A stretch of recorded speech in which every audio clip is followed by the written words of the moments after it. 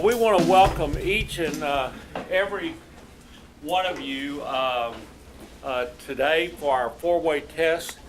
We especially want to welcome the members of the Garland Lakeside Rotary Club.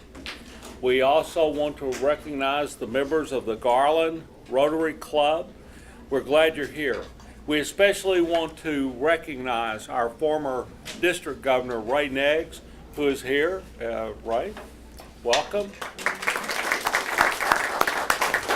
We also want to recognize the presidents of these two clubs, Chris Smith, who's the president of the Garland Rotary, and Ron Yin, who is the president of the Lakeside Club. And we are just delighted to be here today, and we know everybody's on different time frames and constraints and different kinds of things. So without further ado, I'm going to turn the program and everything over to Mary Whitt of the Garland Club, who is the person really responsible for the four-way test. Mary?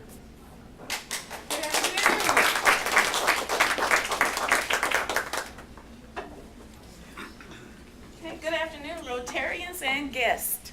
My name is Mary Whitt, and I'm an employee of Garland ISD. My title is Community Liaison, so I cannot express enough how happy I am that you are here to participate in what will honor our students. Anything to honor our students, I'm all for it. Again, we thank you for coming and being here for the four-way test contest. We have 3 clubs represented. The students are present and have been provided the rules. This is a formal event that leads to representation at the District 5810 contest. The four-way test of the things we think, say, or do is an important part of each Rotarian's life. Now I'm going to go ahead and let you know who the judges are, not by name, but so that as the students go ahead and present, they can provide eye contact if they need to. So would all of the judges please stand? Okay, judges. All right, students, are you satisfied who you're making eye contact with? Okay, and would the timekeeper please stand? Thank you, judges. All right, so now you know where you're getting your time from. So all you'll get is your signals. Nobody's going to tell you when to stop. So it's up to you. All right. We will bring up our first contestant. And since we have 2 contestants today, I'm going to go ladies first if the gentleman doesn't mind. Okay. All right. So I'm standing in this dressing room and I'm about to go to battle because yet another dress has the nerve, no, the gall, not to fit me. You see, like other girls, I am looking for the nice prom dress to wear to prom. But you see, like other girls, I don't necessarily fit the image dressmakers have in mind when they're fitting clothes. You see, society that we live in right now sets the standard for beauty. It tells us what a young lady should look like. And if she doesn't necessarily fit the mold, she feels like something's wrong with her body. But you see, the key to this is not more negativity, it's body positivity. Now, to address how body positivity can lead to a more healthy, happier, and fuller life for you and those around you, I have decided to put it to the four-way Rotary test. 1, is it the truth? 2, is it fair? 3, does it form and forge better friendships and interactions? And 4, is it beneficial to everyone involved? Now first, is it true? Body image is how you view your body and how you think other people view your body. 91% of women are unsatisfied with their body and take active parts such as diet and exercise while it may not be healthy to change it.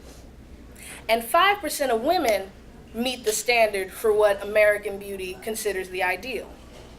However, Holding yourself to this image is proven by many psychologists to actually be unhealthy. Body positivity has been used in multiple forms from people who suffer from anorexia, bulimia, body dysmorphia, and honestly just feel bad about themselves as a way to combat these negative stereotypes and break out of these molds.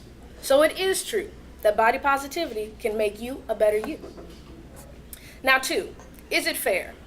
Ask yourself, is it fair that you have to be miserable so that corporations can benefit off of your insecurities? Most marketing schemes involve creating an insecurity and then finding a way to address that insecurity. Is it fair that those around you don't benefit from you being 100% because you don't feel as though you're 100%?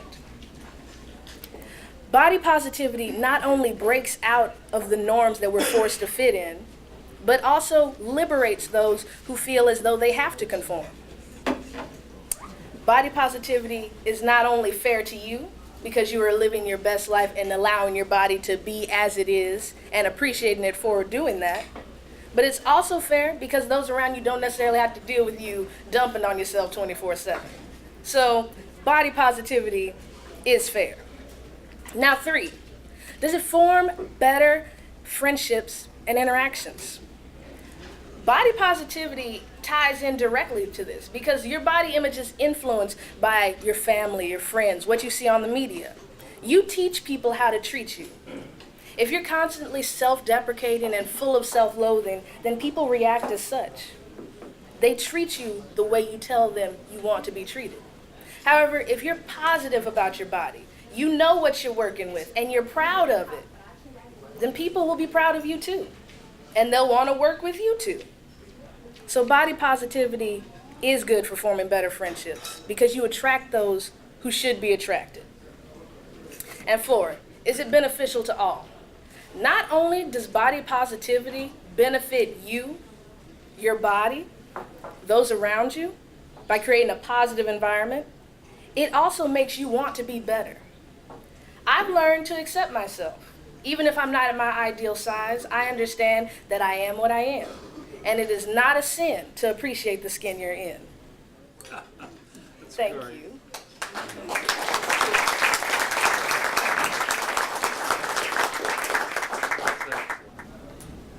So last semester I was in PE class, which might strike you first as a bit odd because I was in a PE class as a junior. And it was just another day in that class. We were all running around the gym, and by running I mean walking, because we don't actually exercise in PE class.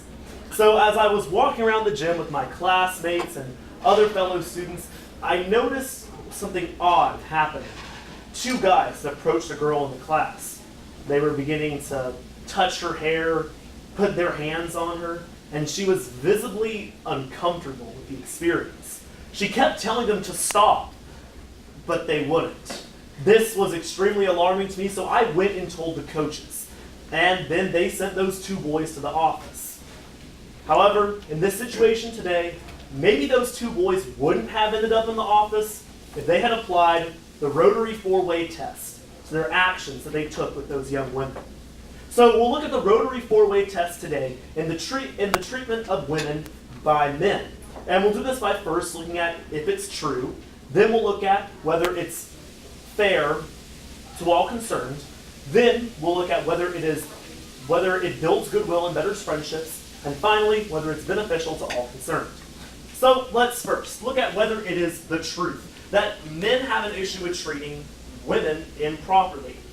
The truth is, yes. In our society, there's a huge issue with women being mistreated and oppressed by some men who choose to abuse their societal, political, and physical power. This has resulted in a culture building up in our society of the abuse, physically, sexually, and emotionally, of women. And it is absolutely devastating. According to the National Center for Domestic Violence in 2017, 1 in 3 women will be abused by an intimate partner in their lifetime. This is truly a heartbreaking statistic, and it shows that there is a huge issue with men mistreating women. And so this has led to many women speaking up about their mistreatment by men. And one phrase I often see thrown around on social media is the saying that men are trash. So is that true? Are all men trash? Well, then simply put, no. But there are certainly a lot of men who act like trash. And one bad egg shouldn't ruin the whole basket, so more preventive measures must be taken by men who aren't trash. So let's move on to our next point. Is it fair to all concerned? Well, the mistreatment of women is not fair to those women. I mean, it is unfair that they are continually oppressed by our society and men, and by some men in our society. That treatment is extremely unfair. So it is not fair to all concerned the way that women are treated, especially when they often try to speak up about their actions. They are in turn silenced by the legal system, the court system, and their abusers. Many women who go into the courts are told that their incidents happened because they were asking for it. They had too much to drink. They shouldn't have been wearing that dress. Our system ends up blaming the victims rather than shaming the abusers. So the way that we systematically in turn oppress women is unfair to the women that are being oppressed. However, on the flip side, it's also unfair to assume that all men are these oppressors, as many men are allies in the efforts for women's rights in the feminist movement, speaking up and out for women. Which leads us to our next point. Does it build goodwill and better friendships? Yes. The women's rights movement does build goodwill and better friendships when men are included in it as well. And it's very important that men be included in the women's rights movement. This is best said by Brian Clark from NOBUS, a national organization for men against sexual assault, who states that men probably bear the majority of the responsibility for ending the oppression of women, since patriarchal men have been the main perpetrators of that very oppression. It won't be until men set aside their pride and stand up and fight in the women's rights movement that change will truly occur. And this does build better friendships and strengthen the bonds between this seemingly dividing battle of the sexes. So we finally look at our last point.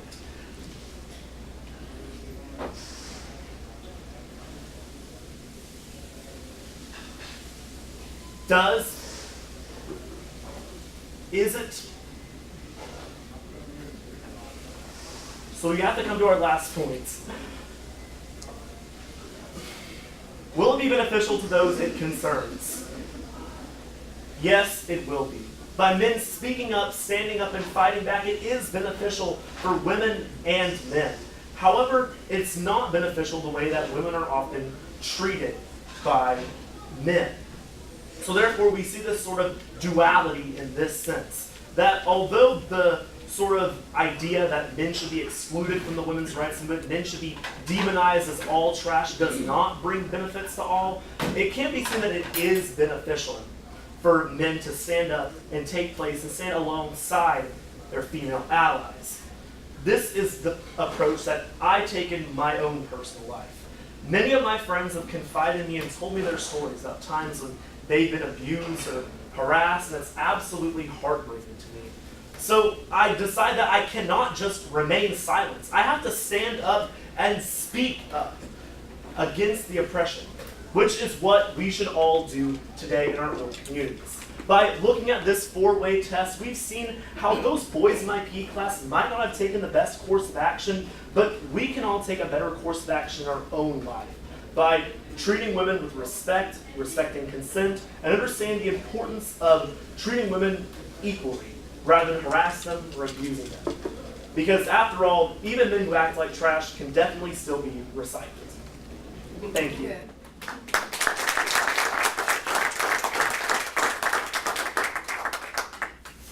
Well, how about that? Don't you think they all deserve another big round of applause? It's not always that we get to see the good in our students. You know, we see everything in the media and we see the news and we see what's happening, but we don't get to see quality interactions with our young people on a regular basis. So I thank them for being willing to come and participate in this contest. Okay, now to share the results with you. The points were high. How about that? That's pretty good. We have 3 clubs represented here, and each club that has a contest has the opportunity to select a student to go on to the District 5810 contest. So we had 2 students. So we have 2 representatives to go to District 5810 contest. All right. So students, not only will you advance, but we have a small token of our appreciation. Each of you will receive a $100 gift card, and you will receive a 4-way test token. I don't have them with me yet, but it'll be a small token you can keep with you. And we will have a certificate for you as well. So because I'm in the district, I'll make sure you get all of that, okay? All right. Thank you, students, for outstanding speeches. I really look forward to the 4-way test speech contest. It's very exciting to see young minds taking a serious subject and communicating it to us from your perspectives. And it's challenging, it's stimulating, it's motivating, it's inspiring, it's just absolutely fantastic. And this year at our district awards banquet, the winner of the 4-way test for the district gave his speech, and it was absolutely incredible. So in spite of what you may think and what you may see sometimes, you guys are representatives of the best, and we really appreciate you all taking the time and participating in all of this, and we thank you.